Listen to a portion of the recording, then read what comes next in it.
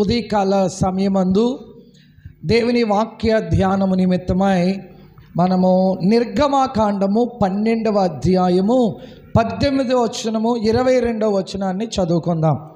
నిర్గమాకాండము 12వ అధ్యాయము 18వ వచనము 22వ వచనము చదువుకుందాం. మొదటి నెల 14వ దినము సాయంకాలము మొదలుకుని ఆ నెల 21వ దినము సాయంకాలం వరకు మీరు పులియని రొట్టెలను తినవలెను. 22వ వచనం, మరియు ఇసోపు కుంచె తీసుకొని పళ్ళెములోనున్న రక్తములో దాన్ని ముంచి ద్వారబంధపు పైకమ్మిని 2 నిలువు కమ్ములను పళ్ళెములోని రక్తమును తాకింపవలెను. తరువాత మీలో ఎవరునూ ఉదయం వరకు తన ఇంటి ద్వారము నుండి బయలు వెళ్ళకూడదు. తల పైకెత్తి దేవుని వాక్యాన్ని మనం శ్రద్ధగా విందాం. చదవబడిన లేఖన భాగము దేవుడు మన వెనుకట్లో దీవించునుగాక. ఆమెన్. దేవుని బిడ్డలారా, ఈరోజు నేను మీతో చెప్పబోతున్న అంశం ఏంటంటే అరణ్య ప్రయాణముపై అధ్యయనం. ఆ రోజు రాత్రి ఏం జరిగింది, అది పాఠం ఏంటి చెప్పండి. ఆ రోజు రాత్రి ఏం జరిగింది? ఇది ఒక అద్భుతమైనటువంటి వాక్య సందేశం. ఇశ్రాయేలు ప్రజలు ఐగుప్తు దేశం నుండి పాలు తేనెలు ప్రవహించు దేశానికి నడిపిస్తున్న క్రమంలో విడిపింపబడిన తరువాత వారు పండగ చేసుకున్నారు. అది మొట్టమొదటి పండుగ పస్కా పండుగ అని రాయబడింది. ఏ పండుగ చెప్పండి? ఇశ్రాయేలీలు విడిపింపబడ్డారు అన్నదానికి సూచన పస్కా పండుగ. ఇశ్రాయేలీలు మొట్టమొదటి పండుగ చేశారు, అది పస్కా పండుగ. అక్కడ రాయబడిన మాట ఏంటంటే, ఎందుకు ఈ పస్కా పండుగ చేస్తున్నారని అడిగితే మీరు చెప్పాల్సింది ఏంటంటే, దేవుడు ఐగుప్తు నుండి విడిపించాడు, అందుకొరకే తరతరాలు కూడా ఈ పస్కా పండుగ మేము ఆచరిస్తున్నామని చెప్పండి అని చెప్పాడు దేవుడు. ఎవరితో? పస్కా పండుగ ఆచరిస్తున్న ఇశ్రాయేలీలతో. ఆమెన్. ఇశ్రాయేలీలతో చెప్పిన మాట అది. ఆ రాత్రి ఏం జరిగింది మనం దాన్ని అధ్యయనం చేద్దాం. 12వ అధ్యాయంలో మొట్టమొదటి విషయాన్ని గనుక మనం పరిశీలన చేస్తే, యెహోవా ఐగుప్తు దేశంలో మోషే అహరోనులతో చెప్పాడు, నెలలో ఈ నెల మీకు మొదటిగా ఉండాలి. మీ సంవత్సరానికి మొదటి నెల అన్నమాట.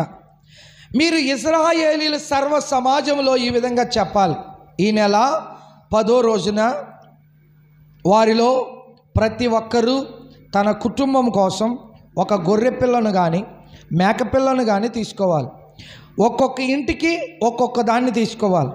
ఒక కుటుంబము దానంత తినలేనంత చిన్నదైతే అతని పొరుగువాడు తన కుటుంబంలో ఉన్నవారి సంఖ్య ప్రకారం దాన్ని తీసుకోవాలి. ఒక్కొక్క వ్యక్తి ఎంత తినగలుగుతాడో దాని ప్రకారం లెక్కపెట్టి ఆ జంతువును తీసుకోవాలి. దేవునికి స్తోత్రం కలుగునుగా. పాత నిబంధనలో ఈ అధ్యాయానికి ఒక ప్రాముఖ్యత ఉంది. ఇందులో దేవుడు ఇశ్రాయేలీల విమోచన అన్నది రక్త బలి లేకపోతే బలులు అర్పించుట ద్వారానే ఇశ్రాయేలీలు పాప విమోచన కలిగింది అన్న విషయం ఆ అధ్యాయంలో కనబడుతుంది. అర్పించకపోతే ఏమి లేదు, పాప విమోచన లేదు, విముక్తి లేదు. ఖచ్చితంగా బలి అర్పణ జరగాలి. బలి అర్పణ జరిగితేనే విముక్తి.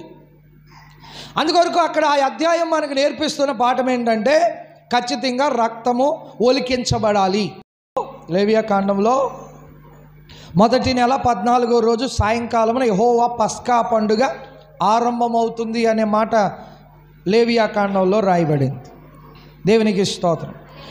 మనుషులను విమోచించడానికి తన రక్తాన్ని కార్చిన యేసుక్రీస్తుకు ఈ గొర్రె పిల్ల సూచనగా కనబడుతోంది. మీరు బాగా అర్థం చేసుకునే ప్రయత్నం చేయాలి. దేవునికి స్తోత్రం కలుగును. అక్కడ రాయబడినటువంటి మాట ఏంటంటే, మీలో ప్రతి ఒక్కరూ మేకపిల్లను కానీ గొర్రె పిల్లను కానీ కొనాలి. కొనిన వాడు దాన్ని వధించాలి, వధించిన వాడు దాన్ని తినాలి. ఆ రక్తమును ఇళ్ళ మీద, ద్వారబంధముల మీద దాన్ని ప్రోక్షించాలి. అది ఇశ్రాయేలీలకు ఇచ్చిన నియమం, నిబంధన. పస్కా పండుగ ఆచరించే విధానం చెప్పాడు. ఇశ్రాయేలీలు దేవుడు ఆచరించమన్న పండుగ పస్కా పండుగ. ఆ పస్కా పండుగలో దేవుడు చెప్పాడు, మేకపిల్ల కొనాలి లేదా గొర్రె పిల్లను కొనాలి, దాన్ని వధించాలి, ఆ రక్తం ఒలికించాలి, అది గుమ్మముల మీద పెట్టాలి, దాన్ని మాత్రం మీరు వండుకుని తినాలి, నీళ్ళు వేయకుండా అని చెప్పాడు. హల్లెలూయా. చూడండి, ఇక్కడ రాయబడిన మాట ఏంటంటే, ఒక్కొక్క ఇంటికి ఒక్కో దాన్ని తీసుకోవాలి. ఒక్క కుటుంబం దానంత తినలేనంత చిన్నదైతే అతడు పొరుగువాడు తన కుటుంబంలో ఉన్నవారి సంఖ్య ప్రకారంగా దాన్ని తీసుకోవాలి. మీరు 5వ వచనాన్ని మనం చూసినప్పుడు, ఆ తీసుకున్నటువంటి గొర్రె కానీ మేక కానీ ఎలా ఉండాలని చెప్తాడంటే, లోపము లేనిదై ఏడాది మగదై గొర్రెలో నుంచి కానీ మేకల్లోంచి కానీ దాన్ని తీసుకోవచ్చు.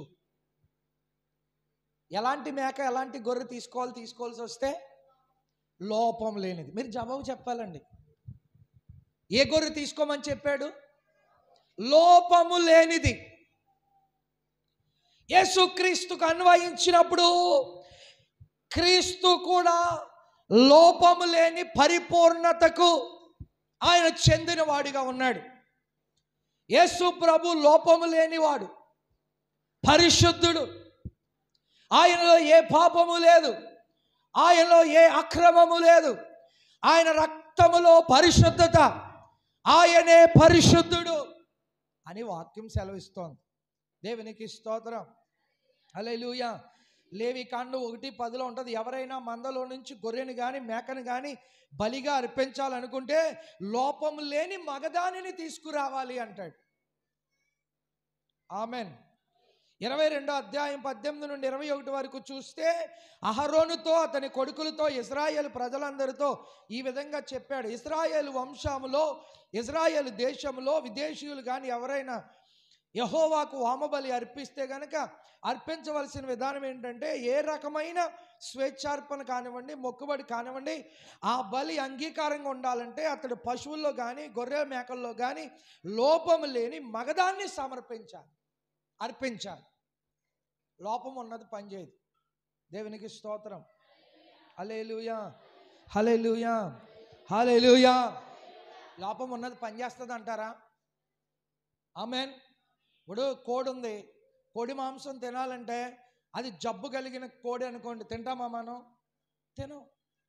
ఆవు ఉంది, మాంసం తినాలనుకున్నాం, అది జబ్బు కలిగిందంటే తింటామా? గొర్రె లేక మేక లేక చేప లేక రొయ్యే లేక పీత, అవి జబ్బు కలిగినవి అంటే వాటిని దగ్గర కూడా రానివ్వమ్మా.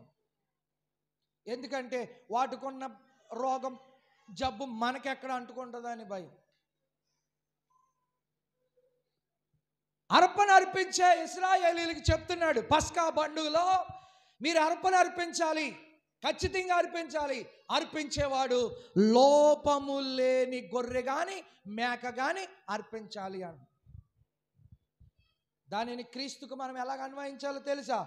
యేసు ప్రభు కూడా లోపము లేనివాడిగా బలి అయ్యాడు సిలువ మీద. చేతులు పైకెత్తి స్తోత్రాలు చెప్పండి. హల్లెలూయా. లోపం ఉందంటారా? జబ్బు కలిగిన వాడిగా ఉన్నాడు ఆయన, పరిశుద్ధుడిగా ఉన్నాడు, యవన రక్తాన్ని చిందించాడు, పరిశుద్ధత కలిగినటువంటి యేసయ్య. చూడండి తర్వాత వచనం, 6వ వచనం ఉంటుంది, ఈ నెల 14వ రోజు వరకు దాన్ని ఉంచాలి. ఆ రోజు సాయంకాల సమయంలో ఇజ్రాయేలు సమాజ సమూహం అంతా వాటిని చంపాలి. ఆ గొర్రెలలో ఏ లోపము లేదనే విషయాన్ని పరీక్షించి తెలుసుకునేందుకు దానిని 4 రోజులు ఉంచి గమనించాలంట. 2 చేతులు పైకే స్తోత్రాలు చెప్పండి. ఎన్ని రోజులు ఉంచాలి గొర్రెను చెప్పండి అమ్మా. ఎందుకు ఉంచాలి 4 రోజులు? లోపం ఉందా లేదా గమనించడానికి. 4 రోజులు ఉంచి గమనించి అప్పుడు బలి ఇవ్వాలి. క్రీస్తు కూడా, యేసుక్రీస్తు కూడా శిలువ మీద మరణించక ముందు ఆయన ఎదుర్కొన్న విషమ పరీక్షల్లో ఆయన జీవితము పాపరహితంగా, ఏ మచ్చ లేనిదిగా, ఏ డాగు లేనిదిగా, ఏ ముడత లేనిదిగా ఉందని రుజువయ్యింది. అప్పుడే ఆయన శిలువకు అప్పగించబడ్డాడు. హెబ్రీ పత్రిక 4:15, హెబ్రీ పత్రిక 7:26లో ఉంటుంది. ఆయనలో ఏ మచ్చ డాగు ముడత లేదు, ఆయన పరిశుద్ధుడు అన్న తరువాత ఆయనను శిలువకు అప్పగించారు. పాత నిబంధన కాలంలో గొర్రె పిల్ల ఎలాగూ శ్రేష్టమైనదై ఉండాలో, లోపము లేనిదై ఉండాలో, దానికి సాదృశ్యముగా నూతన నిబంధనలో యేసు క్రీస్తు లోపము లేనివాడై పరిశుద్ధుడై ఆయన బలి అర్పణ చేశాడు. దేవునికి స్తోత్రం, హల్లెలూయా. అప్పుడు ఏం చేయాలంటే, బలి అర్పణ అయిపోయింది కదా. 17వ వచనం, జంతువు రక్తంలో కొంత తీసుకుని దాని మాంసము ఏ ఇంట్లో తింటారో ఆ ఇంటి గుమ్మము 2 నిలువు కమ్ముల మీద ఆ రక్తాన్ని వాళ్ళు పూయాలి. మీరు చాలా జాగ్రత్తగా అర్థం చేసుకోవాలి వాక్యాన్ని. ఏం చేయాలి వీళ్ళు? 7వ వచనం చదివితే మీకు అర్థమవుతుంది. 7వ వచనం చదవండి. సాయంకాలమందు దానిని చంపి దాని రక్తము కొంచెము తీసి తాము దాని తిను ఇండ్ల ద్వార బంధపు 2 నిలువు కమ్ముల మీదను పై కమ్మి మీదను చల్లి, వాళ్ళ రక్తాన్ని ఏం చేయాలి చెప్పండి? చెప్పాలి. ద్వార బంధముల మీద పూయాలి, నిలువు కమ్మి మీద, అడ్డి కమ్మి మీద వేయాలి. రక్తాన్ని ప్రతి ఇంటికి పూయాలి. స్తోత్రం చెప్పండి, హల్లెలూయా. లేకపోతే దానివల్ల ప్రయోజనం ఏమీ లేదు. మేకో గొర్రె తీసుకుని టెస్ట్ చేసి బలి ఇచ్చి వాళ్ళు తినే ఇంటిలో, ఏ ఇంటిలో అయితే ఆ మాంసమును తింటున్నారో వాళ్ళు ఆ రక్తాన్ని నిలువు కమ్మి మీద, అడ్డ కమ్మి మీద వాళ్ళు రక్తాన్ని ప్రోక్షించాలి. దేవునికి స్తోత్రం. లేకపోతే వాళ్ళు అలాగని చేయకపోతే దానివల్ల ప్రయోజనం లేదు వాళ్ళకి. అలాగే యేసయ్యను నమ్మిన మనం రక్షణ మీద ఆధారపడి, మనం రక్షించడానికి ఆయన చనిపోయాడని నమ్మి రక్షణ కోసం ఆయన మీద ఆధారపడకపోతే పాపుల కోసం ఆయన కార్చిన రక్తం ఎవరిని రక్షించలేదు. నమ్మకపోతే ఎవరిని రక్షించదు? అదే కదా మత్తయి సువార్తలో, నమ్మి బాప్తిసం పొందినవాడు రక్షింపబడును, నమ్మని వానికి శిక్ష విధింపబడును. అంటే బలి అర్పణ కట్ చేసిన తర్వాత, గొర్రెనో మేకనో వాళ్ళు కట్ చేసిన తర్వాత వాళ్ళు ఆ మాంసాన్ని ఆ ఇంటిలో తింటున్నప్పుడు ఆ ఇంటి బయట ద్వారబంధముల మీద, నిలువు కమ్మె మీద, అడ్డకమ్మె మీద వాళ్ళు రక్తాన్ని ప్రోక్షించాలి. అప్పుడే వాళ్ళకి రక్షణ, వాళ్ళకి అప్పుడే భద్రత, అప్పుడే కాపుదల. లేకపోతే ప్రయోజనం లేదు. అలాగే క్రీస్తును మనం విశ్వసించి నమ్మి నిలబడితేనే మనకు రక్షణ, భద్రత. లేకపోతే మనకు కూడా ప్రయోజనం లేదు. Amen, amen. 8వ వచనం, ఆ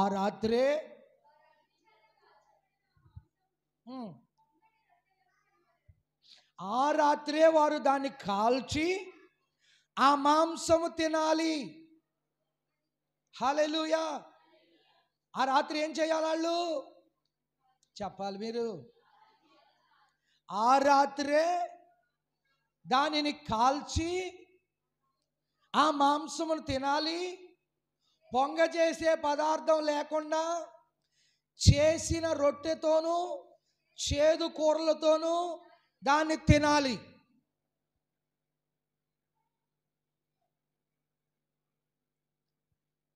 మనము ఇక్కడ తినడం అంటే ఒక ఆత్మ సంబంధమైన వాస్తవాన్ని సూచిస్తోంది.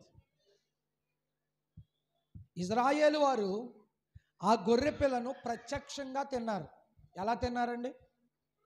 ఇక్కడ ఎవరైనా ఉన్నారా గొర్రె మాంసం కానీ మేక మాంసం కానీ తిన్నవాళ్ళు?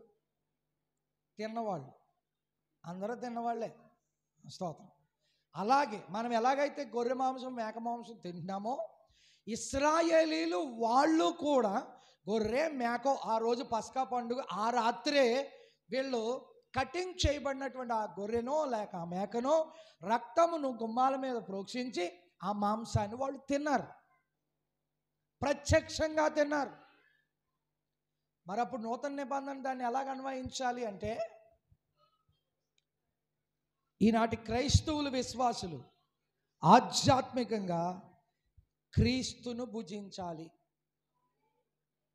హలో, ఏం తినాలి ఇప్పుడు మనం? పాత నిబంధనలో గొర్రె మేక తిన్నారాళ్ళు, ప్రత్యక్షంగా తిన్నారాళ్ళు. అఫ్కోర్స్ ఇప్పుడు కూడా మనం తిన్నాం అనుకోండి, అది శరీర సంబంధమైన ఆహారం. కానీ నేటి దినాల్లో ఆత్మ సంబంధమైన ఆహారం ఏదంటే క్రీస్తును మనం తినాలి. ఇది కొంచెం అర్థం కాదు, ఎగతాళిగా ఉంటుంది. కానీ ఆత్మీయ అర్థాన్ని కనుక మనం తీసుకున్నట్లయితే ఆయన రక్తము దేహము మన కొరకు సిలువపై అర్పణ అయినది అని నమ్మి ఆ నమ్మకం మూలంగా ఆయన్ను మన హృదయాల్లో చేర్చుకోవాలి. క్రీస్తును లేక ఆయన తమ కోసం చేసిన పనిని, మన కోసం చేసిన పనిని మనం ధ్యానించాలి. ఈ విధంగా ఆయన మనకు ఆహారం అవుతాడు. దేవునికి స్తోత్రం. హల్లెలూయా. మత్తయి సువార్త 26:26 చదివితే అక్కడ మాట రాయబడుతుంది, చదువుతారా? మత్తయి సువార్త 26:26 ఏముంది? వారు భోజనము చేయుచుండగా యేసు ఒక రొట్టెను పట్టుకుని దాన్ని ఆశీర్వదించి విరిచి తన శిష్యులకి ఇచ్చి, మీరు తీసుకొని తినుడి, మీరు తీసుకొని తినుడి, ఇది నా శరీరం అని చెప్పాడు. ఏంటి? ఏం తీసుకున్నాడు? రొట్టె పట్టుకుని ఆశీర్వదించి కృతజ్ఞతలు చెప్పి విరిచి, మీరు తినండి, ఇది నా శరీరం. కొరింథీ పత్రికలో ఉంటుంది, నన్ను జ్ఞాపకం చేసుకొనుట కొరకై దీనిని చేయుడి అనే మాట. మనం రొట్టెను అశ్రద్ధ చేస్తామండి, ప్రభు బల్లను అశ్రద్ధ చేస్తామండి, పరుగు వచ్చి తీసుకుంటామండి. అయిపోయిన తర్వాత ఏమండి ఎవరు పడితే వాళ్ళు పంచుకుని తినేస్తారండి. ప్రభు బల్ల ఎప్పుడు అలా అశ్రద్ధ చేయకూడదు. ప్రభు బల్ల సిద్ధపరిచేవారు సిద్ధపడి ఉండాలి, ప్రభు బల్ల తీసుకునేవారు సిద్ధపడి ఉండాలి, ప్రభు బల్లను ఇచ్చేవారు సిద్ధపడి ఉండాలి. అది ఆయన శరీరం, అది ఆయన రక్తం, అందులో పాలిభాగస్తులం అవ్వాలి. ఇక్కడ అదే చెప్తున్నాడు, మీరు తినండి, ఇది నా శరీరం అని వారితో చెప్పాడు. యోహాను సువార్త 6:51 చూడండి. యోహాను సువార్త 6:51 మనం చూచినప్పుడు, పరలోకము నుండి దిగి వచ్చిన జీవాహారము నేనే, ఎవడైనాను ఈ ఆహారం భుజించితే వారెల్లప్పుడూ జీవించును, మరియు నేనిచ్చు ఆహారము లోకమునకు జీవము కొరకైన నా శరీరమే అని మీతో నిశ్చయముగా చెప్పుచున్నాను. ఏంటండి జీవాహారం? ఎవరు చెప్పండి? ఎక్కడి నుండి వచ్చింది జీవాహారం? పరలోకము నుండి దిగి వచ్చిన జీవాహారము నేనే. ఎవడైనను ఈ ఆహారం భుజించితే వారెల్లప్పుడూ జీవించును. ఆయన శరీరమును తిన్నవారు, ఆయన శరీరమును భుజించిన వారు ఎల్లప్పుడూ జీవిస్తారు. దేవునికి స్తోత్రం. హల్లెలూయా. వారు ఏ గొర్రెనైతే అర్పించారో, ఏ మేకనైతే అర్పించారో, ఆ మేక లేక ఆ గొర్రె వారు ప్రత్యక్షంగా తిన్నారు. ఆ రక్తము కమ్మెల మీద ప్రోక్షించారు, వారు కాపాడబడ్డారు. కానీ నేటి క్రైస్తవులమైన మనం మన కొరకు చిందింపబడిన రక్తములో మనము కడగబడి బాప్తిస్మము పొంది పరిశుద్ధులుగా మార్చబడి వస్త్రములు ఉతుక్కుని తెల్లవిగా చేసుకుని ఆయన పరము నుండి భూమి మీదకి వచ్చిన శరీరముగా మనము తిని త్రాగుచూ ఉండగా మనము జీవిస్తూ ఉన్నాము. హల్లెలూయా, హల్లెలూయా, హల్లెలూయా, హల్లెలూయా. ఎందుకు బ్రతుకుతున్నాం అంటే పరము నుండి భూమి మీదకి దిగి వచ్చిన ఆయన శరీరమును మనము భుజించుట ద్వారా నిరంతరము జీవిస్తూ ఉన్నాం. హల్లెలూయా, హల్లెలూయా, హల్లెలూయా. ఈనాటి క్రైస్తవులు ఆయనను భుజించేవారిగా, ఆయన తినేవారిగా ఉండాలి. ఆయన మనకు ఆహారం అవుతాడు. ఆమేన్. ఆయన మనకు ఆహారం అవుతాడు. అది ఆకలి వేయదు, అది ఆహారం తిన్నప్పుడు. ఆ ఆహారాన్ని మనం భుజించినప్పుడు నిత్య జీవము గలవారం అవుతాం. ఆ ఆహారం మనం తిన్నప్పుడు కాపాడబడతాం, రక్షింపబడతాం. సంహార దూత మనల్ని దాటి వెళ్ళిపోతుంది. స్తోత్రం కలుగునుగాక. హల్లెలూయా. తర్వాత ఏమంటున్నాడు తెలుసా? అక్కడ ఏం తినాలి చెప్పండి? పొంగ చేసే పదార్థం. ఏం తినాలి? పొంగ చేసే పదార్థం. పొంగని రొట్టెలు తన ప్రజలకు ఆహారమైన క్రీస్తు యొక్క పాపరాహిత్యానికి గుర్తుగా ఉన్నాయి. దేవునికి స్తోత్రం. యోహాను సువార్త 6:35 ఉంటుంది. జీవాహారం నేనే. నా దగ్గరకు వచ్చే వ్యక్తి ఆకలితో ఉండడు. ఇట్లా నేను జీవాహారం నేనే. అది జీవాహారం నేనే. నా దగ్గరకు వచ్చేవాడు ఎవడో కూడా ఆకలి కొనడు.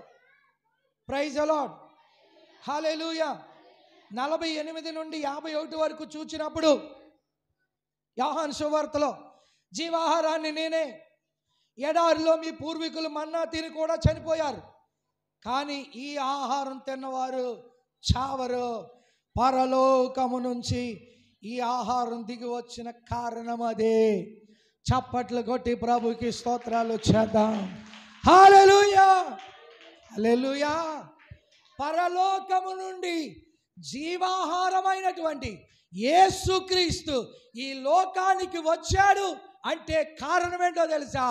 ఆ ఆహారాన్ని తిన్నవాడు బ్రతుకుతాడు.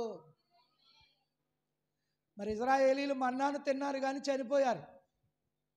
దేవునికి స్తోత్రం.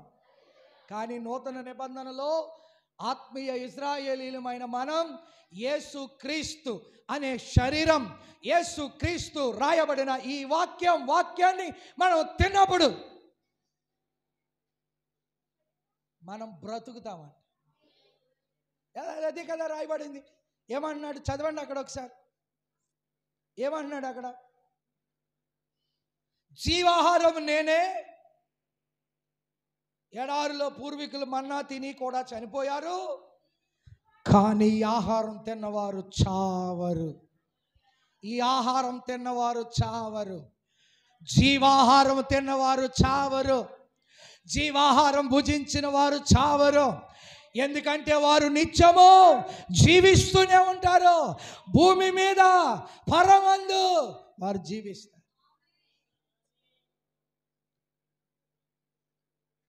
ఆయన రాసిన సువార్త, ఆయన రాసిన రక్షణ సువార్త నేను మీకు అందిస్తున్నాను ఈరోజు. పరము నుండి భూమికి దిగి వచ్చింది ఆయన మనకు ఆహారం ఇవ్వడానికి. ఆ ఆహారము మనము జీవించడానికే. ఉదయం తిన్నా, మధ్యాహ్నం తిన్నా, సాయంత్రం తిన్నా బహిర్భూమిలోకి వెళ్ళిపోద్ది. అది తినకపోతే చేస్తారు. కొన్ని దినాలు తినకపోతే చేస్తారు. పోని తిన్నా అదేమన్నా అక్కడే ఉండిపోద్దా అంటే అది బహిర్భూమిలోకి వెళ్ళిపోవాల్సిందే. నేను దాని గురించి కాదు మాట్లాడేది. పరము నుండి భూమి మీదకి దిగి వచ్చింది ఆహారం. ఆ ఆహారం యేసుక్రీస్తు. అది జీవాహారం. అది తిన్నవాడు చనిపోడు, నిత్యము బ్రతికే ఉంటాడు. ఇశ్రాయేలీయులకు చెప్పిన మాట ఏంటో తెలుసా? పొంగ చేసే పదార్థం, పొంగని రొట్టెలు తన ప్రజలకు ఆహారమై ఉంది. దేవునికి స్తోత్రం కలుగునుగా. పొంగ చేసే పదార్థం దుర్మార్గతకు సూచనగా కనబడుతోంది. Praise the lord. Hallelujah, hallelujah. మత్తయి సువార్త 16:6లో ఉంటుంది, మీరు శ్రద్ధ కలిగి ఉండండి, పరిసయ్యులకు సద్దుకయ్యులకు సంబంధించిన పొంగ చేసే పదార్థం గురించి జాగ్రత్తగా ఉండండి అంటాడు. స్తోత్రం కలుగునుగా. హల్లెలూయా. 11వ వచనంలో అంటాడు, నేను మీతో మాట్లాడింది రొట్టెల గురించి కాదని మీకు ఎందుకు అర్థం కాలేదు? పరిసయ్యులు సద్దుకయ్యులు పొంగ చేసే పదార్థం గురించి జాగ్రత్తగా ఉండండి అన్నాను అంటాడు. 1 కొరింథీ పత్రికలో ఉంటుంది, మీరు అతిశయించడం మంచిది కాదు. పొంగు పదార్థం కొంచెమైనా పిండి ముద్దంతటిని పొంగ చేస్తుంది. మీకు తెలీదా? మీరు రైస్ వండుతారు, వండుతున్నప్పుడు ఏమవుద్ది? పొంగు వస్తుంది. పొంగు వస్తుందిలే, పర్వాలేదులే, ఆగిపోద్దులే అనుకుని ఆగిపోతారా? మీ పనులు మీరు చూసుకుంటారా? ఏం చేస్తారు? పరుగు పరుగు వెళ్ళి సిమ్లో పెడతారు, తక్కువలో పెడతారు. అవునా? ఎందుకు పెడతారు? పొంగిపోతుంది, దాన్ని ఆపాలి. దాన్ని అలాగే ఉంచేస్తే ఏమవుతుంది? మొత్తం అంతా పొంగిపోతుంది. ఆమెన్. ఇక్కడ అదే అంటున్నాడు, కాబట్టి మీరు క్రొత్త పిండి ముద్దలాగా కావడానికి ఆ పాత పొంగు పదార్థాన్ని తొలగించండి. అసలు మీరు పొంగు పదార్థము లేనివారే. ఎలాగంటే క్రీస్తు మన కొరకు పస్కా బలి అయ్యాడు. అందుచేత మనం పాత పొంగు చేసే పదార్థముతో కాక, చెడుతనం దుర్మార్గం అనే పొంగు చేసే పదార్థముతో కాక, నిజాయితీ సత్యం అనే పొంగని దానితో ఈ మహోత్సవాన్ని ఆచరించాలి అంటాడు. పస్కా పండుగ ఎలాగ ఆచరించాలంట? పొంగని పదార్థం. ఆమెన్. హల్లెలూయా. అంటే చెడుతనం దుర్మార్గంతో కాకుండా సత్యముతో నిజాయితీతో పొంగని దానితో ఈ పండుగను ఆచరించండి అంటాడు. దేవునికి మహిమ కలుగునుగా. ఆ తర్వాత ఏముంది? చేదు కూరలతో దాన్ని తినాలి. ఏం చేయాలి? చేదు కూరలతో దాన్ని తినాలి. అంటే బహుశా యేసుక్రీస్తు మన కొరకు భరించిన భయంకరమైన యాతనకు చేదు సూచనగా కనబడుతోంది. ఆమేన్. యేసుక్రీస్తు కలువరి శిలువలో శ్రమ పడ్డాడు కదా, శ్రమలు పడ్డాడు, చాలా ప్రయాసపడ్డాడు. శిలువను మోసుకుంటూ గొల్గొతా కల్వరి కొండ మీదకి ఆయన వెళ్ళాడు. ఆ అనుభవాలన్నీ చేదైన అనుభవాలే. ఇక్కడ ఏమంటాడో తెలుసా? చేదు కూరలతో మీరు దాన్ని తినాలి. Praise the lord. హల్లెలూయా. 53:3-4 వచనాల్లో ఉంటుంది యెషయా. ఆయన మనుషులు తృణీకారానికి నిరాకరణకు గురి అయ్యాడు. ఆయన దుఃఖం అనుభవించడానికి, మనిషి బాధలంటే పరిచయం ఉన్నటువంటి వాడు. ఆయన మన ముఖాలు కనబడకుండా చేసినట్లున్నాం. ఆయన తృణీకారానికి గురి అయ్యాడు. ఆయన అంటే మనకు లెక్కలేదు. ఆయన మనల్ని బాధలు భరించాడు, మన దుఃఖాలు వహించాడు. ఆయన కొట్టారు, మొత్తారు, బాధించబడ్డాడు, దేవుని బిడ్డలారా అటువంటి శ్రమను అనుభవించాడు అని అంటాడు. అంటే పాత నిబంధనలో వారు ఎలా తినాలి అంటే చేదు కూరలతో తినాలి. Praise Lord. ఎలా తినాలండి అంటే శ్రమను సూచిస్తోంది చేదు. ఆయన శ్రమను సూచిస్తోంది చేదు. దేవునికి మహిమ కలుగునుగా. చూడండి తర్వాత విషయం 12:9 ఉంటుంది. గొర్రె పిల్లను భాగాలు చేయకూడదు అంటాడు. ఏం చేయకూడదు చెప్పాలి గట్టిగా. గొర్రె పిల్లని ఏం చేయకూడదండి? భాగాలు చేయకూడదు. అంటే వాళ్ళకి పస్కా పండుగలో నిబంధన పెట్టాడు కదా, గొర్రె కానీ మేక కానీ తెచ్చుకోండి అని, దాన్ని కట్ చేయండి అని, దాని రక్తాన్ని గుమ్మాల మీద పెట్టండి, దాని మాంసాన్ని తినండి అన్నాడు కదా. ఇంకొకటి కూడా చెప్పాడు ఏంటంటే మీరు ఆ గొర్రె పిల్లను భాగాలు చేయకూడదు. దేవునికి స్తోత్రం. హల్లెలూయా. అర్పణను కాల్చే మంటలు దేవుని పవిత్రతకు గుర్తుగా ఉన్నాయి. పాపుల స్థానంలో వారికి బదులుగా ఈ అర్పణ స్వీకరించడం జరిగింది. ఈ అర్పణలో నీటిని ఎక్కడ ఉపయోగించకూడదని చెప్పాడు. నీరేసి వండొద్దు అన్నాడు. ఎలా వండొద్దు అన్నాడు? ఈ మాంసం ఈ గొర్రె కానీ మేక కానీ అర్పించినోడు ఏం చేయకూడదు అన్నాడు? నీళ్ళు వేసి వండకూడదు, భాగాలు చేసి వండకూడదు. దేవునికి స్తోత్రం కలుగునుగా. ఇంకా ఏమని చెప్తాడంటే లోపల ఉన్న పార్ట్స్ అన్నీ అలాగే ఉంచాలి, అవి కూడా బయటికి తీయకూడదని చెప్తాడు. ఇదంతా యేసుక్రీస్తుకు సాదృశ్యంగా ఉంటుంది. దేవునికి స్తోత్రం కలుగును. గొర్రె లోపల ఉన్న పార్ట్స్ అన్నీ ఏం చేయకూడదు? మేక కానీ గొర్రె కానీ లోపల ఉన్న ఆత్రములతోనే దాన్ని కాల్చి తినాలి అంటాడు. స్తోత్రం కలుగునుగా. హల్లెలూయా. అంటే కాల్చుకునే తినాలి తప్ప నీటితో వండి తినకూడదు అని అంటాడు ఇజ్రాయేలీలతో. స్తోత్రం. హల్లెలూయా. ఎందుకంటే అది నిప్పును సరిగ్గా మండనివ్వదు. ఆమేన్. కల్వరిలో యేసు ప్రభు పాపానికి వ్యతిరేకంగా ప్రజ్వరిల్లేటువంటి దేవుని ప్రచండమైన కోపాగ్నికి పూర్తిగా అనుభవించాడు అనే దాని గురించి మనకి అర్థం చేసుకోవాలి. పూర్తిగా ఆయన కల్వరి సిలువలో ఏమండి ఆయన పాపానికి వ్యతిరేకంగా లేకపోతే కల్వరి సిలువలో ఆయన రక్తమును కార్చాడు. ఆయనను భాగాలు చేయకూడదు. ఆమేన్. హల్లెలూయా. గొర్రెను భాగాలు చేయకూడదు. ఇక్కడ అదే రాయబడుతోంది. 12వ అధ్యాయము 46వ వచనంలో ఉంటుంది. 46వ వచనంలో ఏమని 46వ వచనం ఏమని చెప్తుంది? ప్రతి కుటుంబము ఒకే ఇంటిలో భోజనం చేయాలి. భోజనాన్ని ఎవరు ఇంటి బయట తినకూడదు. మీరు గొర్రె మాంసం తిని దాని ఎముకను విరవకూడదు, కట్ చేయకూడదు. ఆమేన్. ఏం చేయకూడదమ్మా? కట్ చేయకూడదు. కట్ చేసుకుని దాన్ని తినకూడదు. 9వ వచనం.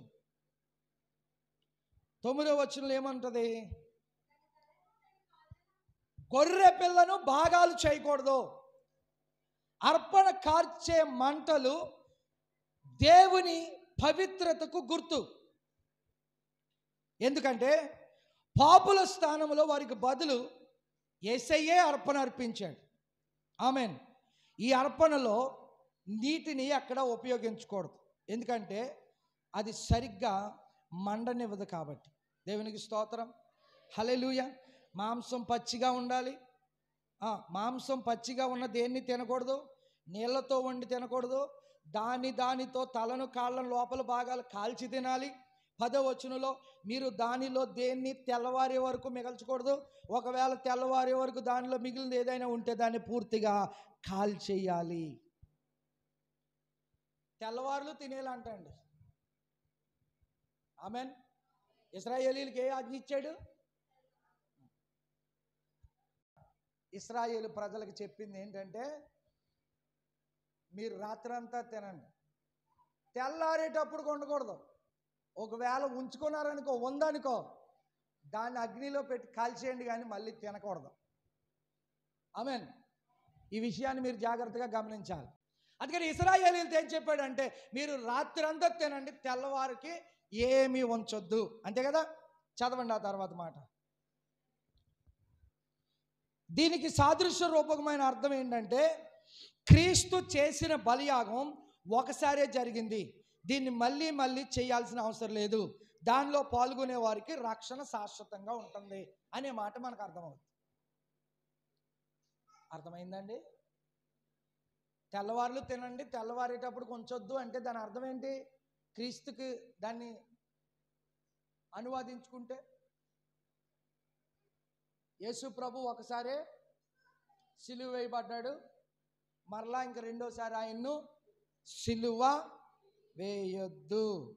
హల్లెలూయా, హల్లెలూయా. తర్వాత మాట చదవండి, 11వ వచనం. మీరు దాన్ని తినవలసిన విధం ఏమంటే, మీరు నడుము కట్టుకొని, మీ చెప్పులు తొడుక్కొని, మీ చేతి కర్రలు పట్టుకుని దాన్ని త్వరగా తినాలి. అది యెహోవాకు పస్కా బలి. దేవునికి స్తోత్రం, హల్లెలూయా. వారు కానాను దేశానికి ప్రయాణం చేయడానికి సిద్ధపడి ఉండాలి అనే దానిని సూచిస్తోంది. ఈనాటి విశ్వాసి కూడా దేవుని గొర్రెపిల్ల బలి అర్పణలో పాలు పొందిన తరువాత ఈ లోకమును విడిచి పైలోకానికి వెళ్ళడానికి సదా సిద్ధపడి ఉండాలి. ఆ మాంసాన్ని తినేవాడు ఎలా తినాలో తెలుసా? ఊరు వెళ్ళాలి. ఇంకొక బైబిల్లో ఉంటుంది, ఎన్నో వచనం ఇది? 11వ వచనం కదా, 12, 11. మీరు ఆ భోజనం చేసేటప్పుడు ప్రయాణం చేస్తున్న వారిలా బట్టలు వేసుకోవాలి, మీ అంగీని మీరు నడుముకు బిగించాలి, మీరు మీ చెప్పులు తొడుక్కోవాలి, మీ చేతికర్రను చేత్తో పట్టుకోవాలి, ఆతురంగా మీరు భోజనం చేయాలి. ఎందుచేతనంటే ఇదే యెహోవాకు పస్కా బలి అంట. భోజనం చేసేటప్పుడు అటండి, ఇది తిన్నటప్పుడు, ఈ మాంసాన్ని తిన్నటప్పుడు అంటే, ఈ గొర్రె మేక మాంసాన్ని ఏదో మాంసాన్ని తిన్నప్పుడు అంటండి, ఊరికి వెళ్ళేటప్పుడు ఎలాగైతే బట్టలు ధరించుకుంటారో అలా ధరించుకుని తినాలంట. ఇంకేం చెప్పాడు? నడుము కట్టాలంట, ఇంకేం చేయాలి? చెప్పులు తొడుక్కోవాలంట, చేతికర్రలు పట్టుకోవాలంట. అదే యెహోవాకు పస్కా బలి అంటాడు. అంటే దాని అర్థం ఏంటో తెలుసా? వాళ్ళు కానానుకు సిద్ధపడ్డారు, మనము పరమ కానానుకు సిద్ధపడాలి. హల్లెలూయా. అర్థమవుతుందో తెలియట్లేదు, వ్యర్థమవుతుందో తెలియట్లేదు, కానీ మీ ముఖ చిత్రాలు నాకు అర్థం కాదు. హల్లెలూయా, హల్లెలూయా. దేవుని బిడ్డలారా గమనించండి, పాత నిబంధనలో ఇశ్రాయేలీలు వారు తిన్నటువంటి మాంసం త్వరపడి తిన్నారు, సిద్ధపడి తిన్నారు, త్వరగా తిన్నారు, నడుము కట్టి తిన్నారు, చెప్పులు తొడిగి తిన్నారు, వారు కానానుకు సిద్ధపడి తిన్నారు. నూతన నిబంధన ఇశ్రాయేలీయులమైన మనం ఏం చేయాలో తెలుసా? యేసు క్రీస్తు అనే జీవాహారాన్ని పరము నుండి భూమి మీదకి తండ్రి అయిన దేవుడు పంపించాడు కాబట్టి ఆ జీవాహారమైన దేవుని వాక్యం, ఆయన శరీరమును భుజించాలి, త్వరగా తినాలి, సిద్ధపడి తినాలి, పరమ కానానికి వెళ్ళడానికి సిద్ధపడి తినాలి. దేవునికి స్తోత్రం, హల్లెలూయా, హల్లెలూయా. ఆ తర్వాత చూడండి 12వ వచనం. ఆ రాత్రి నేను ఐగుప్తు దేశము గుండా వెళ్తూ ఈ దేశములో ఉన్న మనుషుల్లోనూ జంతువుల్లోనూ మొదట పుట్టిన సంతానమంతా హతమారుస్తాను, ఐగుప్తు దేశపు దేవుళ్ళందరి విషయంలో తీర్పు తీరుస్తాను, నేను యెహోవాను.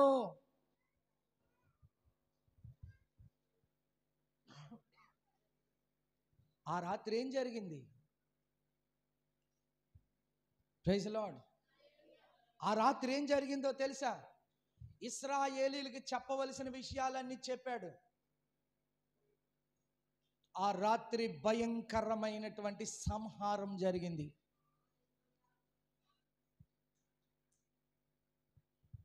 మొట్టమొదటిగా పుట్టిన జంతువులలో పిల్లలు, మనుషులలో పిల్లలు సంహరింపబడ్డారు, కత్తి చేత హతము చేయబడ్డారు.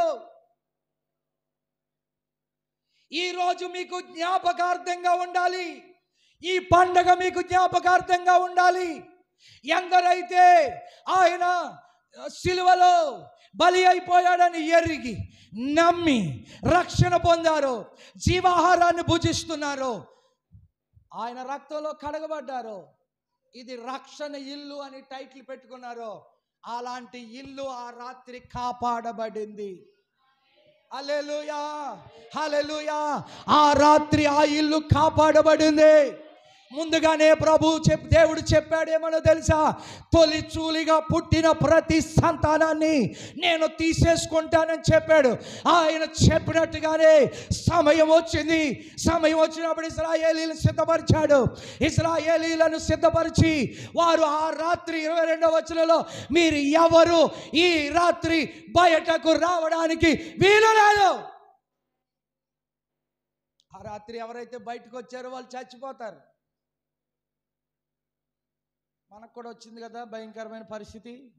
2019-20 భయంకరమైన కరోనా కొంతమందిని తీసుకెళ్ళిపోయింది, కొంతమందిని ఇంకా ఉంచింది. మరికొన్ని రోగాలు వస్తాయి, మరికొంతమంది వెళ్ళిపోతారు. కానీ యేసుక్రీస్తు రక్తము చేత కడగబడిన, యేసుక్రీస్తు రక్తము ప్రోక్షింపబడిన ప్రతి ఇల్లు కాపాడబడతాది. దేవునికి స్తోత్రం కలుగునగాక. హల్లెలూయా, హల్లెలూయా.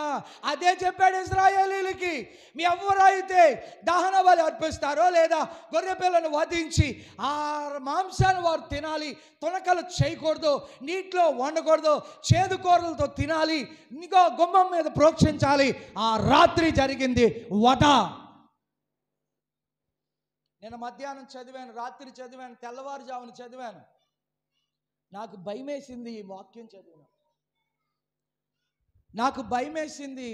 చదివిన. స్తోత్రం కలుగునుగా. హల్లెలూయా. ఎందుకో తెలుసా? ఆ రాత్రి భయంకరమైన హింసకాండ జరిగింది. మొదటిగా పుట్టిన జంతువులు చంపబడ్డాయి.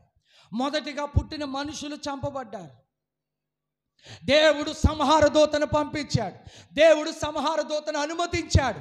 గల కారణం ఏంటో తెలుసా? ఎందుకో తెలుసా? అక్కడ పస్కా పండుగ ఆచరించబడింది. ఐగుప్తు నుండి వారు విమోచింపబడ్డారు అనే దానికి సూచనగా పస్కా పండుగ జరిగింది. దేవునికి స్తోత్రం కలుగునుగా. హల్లెలూయా. చెప్పాడు కదా, నేను అన్నిటినీ చంపేస్తాను మొదటిగా పుట్టినవని. చెప్పినట్టుగానే దేవుడు చేశాడు. అయితే ఏ ఇల్లు అయితే రక్త ప్రోక్షణం చేసుకున్నారో, ఏ ఇల్లు అయితే ఆ గొర్రె కానీ ఆ మేక కానీ ఆ రక్తాన్ని తీసుకుని అడ్డకమ్మె నిలువ కమ్మెకు రక్తాన్ని ప్రోక్షించారో ఆ ఇంటిని ఆ సంహార దూత దాటి వెళ్ళిపోయింది ఆ రాత్రి. మీరు ఇంటికి వెళ్ళి 12వ అధ్యాయం అంతా వివరంగా చదవండి. అది చదువుతుంటేనే భయం మొదలవుతుంది. భయపడాలని కాదు మీకు చెబుతున్నది, కానీ ఆ రాత్రి సంహారం జరిగింది. ఆ రాత్రి వధ జరిగింది. మొదటి గొర్రెలు చచ్చిపోయాయి, మొదటి మేకలు చచ్చిపోయాయి, మొదటి ఆవులు చచ్చిపోయాయి, మొదటి గేదెలు చచ్చిపోయాయి. మొదటిగా పుట్టిన ప్రతి జంతువుల పిల్లలు చంపబడ్డాయి. మొదటిగా పుట్టిన ప్రతి కుమారుడు చంపబడ్డాడు. కానీ దేవుని నమ్మిన వారు, విశ్వసించిన వారు, గొర్రె పిల్ల మేక పిల్లను వధించి ఆ రక్తాన్ని కమ్మెల మీద పూసిన వారు మాత్రం ఆ సంహార దూత దాటిపోయింది. కాపాడబడ్డారు. ఆ రాత్రి జరిగింది అదే. చావు ప్రతి ఇంటిని తట్టింది ఆ రాత్రి. కానీ నేటి దినాల్లో మరణము కిటికీల గుండా ఎక్కుచున్నది అని అంటున్నాడు. యేసుక్రీస్తు రక్తంలో మీరు ఇంకా కడగబడకపోతే, ప్రకటన గ్రంథంలో ఉంటుంది, గొర్రె పిల్ల రక్తంలో తమ వస్త్రాలు ఉతుక్కుని తెలుపు చేసుకున్నారని. అలా తెలుపు చేసుకున్న ఇల్లు కాపాడబడుతుంది. దేవునికి స్తోత్రం. అలా పరిశుద్ధపరచబడిన ఇల్లు కాపాడబడుతుంది. దేవునికి స్తోత్రం. అలాగూ రక్షణ కలిగిన ఇల్లు పరిశుద్ధంగా, లేకపోతే సంహార దూత నుండి తప్పింపబడతారు. దేవునికి స్తోత్రం. హల్లెలూయా. అందుకే మనం పాడతాం, గొర్రె పిల్ల విలువైన రక్తములో కడుగబడి నేను రక్షణ పొంది నా సంకటములన్నీయు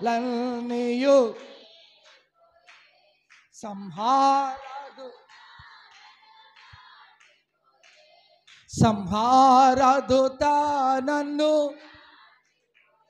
నేను ఏ రక్తంలో కడగబడ్డానో తెలుసా? గొర్రె పిల్ల రక్తములో నేను కడగబడ్డాను. సంహార దూత నన్ను దాటిపోయింది. అమ్మా, ఈ వాక్యాన్ని ఈరోజు ఈ మాటను నేను ముగిస్తున్నాను. ఆ రాత్రి ఏం జరిగింది అంటే భయంకరమైన మరణకాండ జరిగింది. కానీ రక్తము కమ్మెల మీద వేసుకున్న వాళ్ళ కుటుంబం మాత్రం కాపాడబడింది. ఇదిగో రక్షణ ఉందా మీ ఇంటికి? క్షేమం ఉందా మీ ఇంటికి? భద్రత ఉందా మీ ఇంటికి? కాపుదల ఉందా మీ ఇంటికి? దేవుని దృష్టి ఉందా మీ ఇంటికి? దేవుని యొక్క కంచె ఉందా మీ ఇంటికి? ప్రాకారం ఉండాలి. ప్రాకారం ఎంత ప్రాముఖ్యమో దేవుని కృప కూడా అంతే ప్రాముఖ్యం పట్టణానికి. ఇంటికి ప్రాకారం ఎంత ప్రాముఖ్యమో దేవుని రక్తపు కంచె కోట కూడా అంతే ప్రాముఖ్యం. నీ ఇంటికి రక్తపు కోట ఉందా? నీ ఇంటికి యేసయ్య రక్తపు కంచె ఉందా? నీ గ్రామానికి రక్తపు కోట ఉందా? రక్తపు కంచె ఉందా? సంహార దూత నీ ఊరిలోనికి వచ్చినప్పుడు, కత్తి పట్టుకొని దూత నీ ఇంటి మీద వస్తున్నప్పుడు, దాడి చేయడానికి ప్రయాణం చేస్తున్నప్పుడు నీ ఇల్లు దాటుతూ వెళ్ళిపోతుందా? నీ ఇంటిలోనికి వస్తుందా?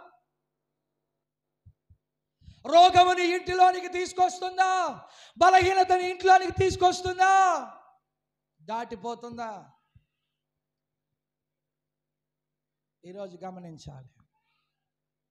ఈరోజు గమనించాలి. యేసయ్య రక్తము చేత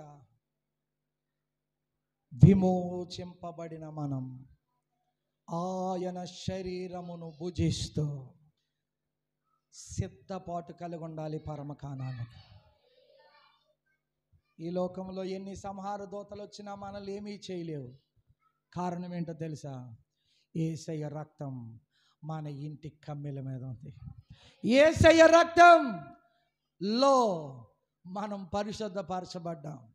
యేసయ్య రక్తంలో మనం విమోచింపబడ్డాం. యేసయ్య రక్తంలో మన వస్త్రాలు ఉతకబడ్డాయి. యేసయ్య రక్తంలో నుండి మనం వెలుపుకి తీయబడ్డాం. యేసయ్య రక్తము మనల్ని పరిశుద్ధతలోనికి తీసుకువెళ్ళింది. యేసయ్య రక్తము పరమకాణానికి నడిపిస్తోంది. యేసయ్య రక్తము నిరపరాధిగా చేస్తుంది. యేసయ్య రక్తము నీతిమంతునిగా చేస్తుంది. యేసయ్య రక్తము కృప కలిగిన వారిగా చేస్తుంది. ఆ రక్తములో నీ వస్త్రం ఉతుక్కోవాలి. ఆయన శరీరమును నీ ఇంటిలో తినాలి. ఆయన మాంసమును భుజించాలి. కాపాడబడాలి. సంహార దూత మనల్ని విడిచి వెళ్ళిపోవాలి. మీ ఇంటి చుట్టూ దేవుడు కాపుదలుచునుగాక. ఎలీషా ఇంటి చుట్టూ కంచె కోట పెట్టినట్లుగా, యోబు ఇంటి చుట్టూ కంచె కోట పెట్టినట్లుగా దేవుడు మీ ఇంటి చుట్టూ కోటను పెట్టునుగాక, కంచెను వేయునుగాక. ప్రతి కీడు తొలగింపబడునుగాక, ప్రతి మరణము తొలగింపబడునుగాక, ప్రతి అపవిత్ర తొలగింపబడునుగాక, ప్రతి మరణము దూరం అవునుగాక, ప్రతి అనారోగ్యం దూరం అవునుగాక. దేవుడే మనకు కాపుదల ఇచ్చునుగాక.